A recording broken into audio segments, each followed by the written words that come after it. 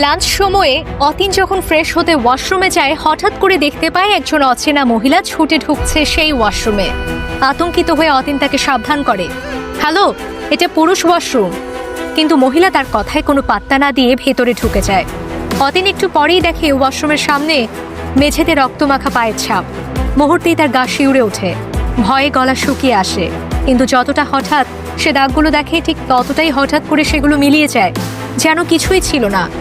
নিজেকে একটু সামলে নিয়ে অতীন বাইরে বেরিয়ে আসে এবং লাঞ্চ শুরু করে। কিন্তু খাবার খেতে গিয়ে তার ভেতরটা কেমন যেন গুমড়ে ওঠে। বারবার তার মনে পড়তে থাকে সেই আওয়াজ, আমাকে খেতে দে, আমার ক্ষুধা পেয়েছে। সেই রাতের স্বপ্ন, যেখানে তার মা বলেছিল দেবীকে খাবার দিলে আমারও খাওয়া হয়ে যাবে। সবকিছু মিলিয়ে অতীন যেন একটা ঘোরে হারিয়ে যায়, আর তার খাওয়া হয় না।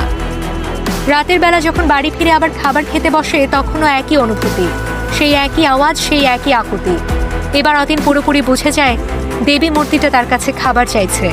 অতীন এবার আর দেরি না করে একটা আপেল কেটে এনে মূর্তির সামনে রেখে দেয়।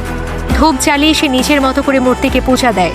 এই ছোট্ট পূজাতেই তার মনটা কিছুটা হালকা হয়ে আসে। শান্ত মনে সে নিজের রাতের খাবার খেয়ে নেয় এবং কিছুক্ষণের মধ্যেই ঘুমিয়ে পড়ে। কিন্তু ঘুমানোর পরও শান্তি মেলে না।